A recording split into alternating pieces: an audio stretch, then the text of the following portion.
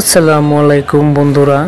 অবশ্যই এখানে চায়ের দোকানে ভালো মানের গরুর দুধের চা তৈরি করানো হয়। প্রতিদিন আমরা বিকালবেলা গিয়ে এখানে এক কাপ গরুর দুধের চা না খেলেই ভালো লাগে না।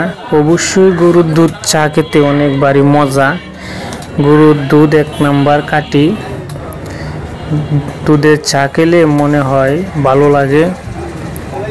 রং চা খাইতে খাইতে আর ভালো লাগে না, তাই তো দুধ চা ধরলাম।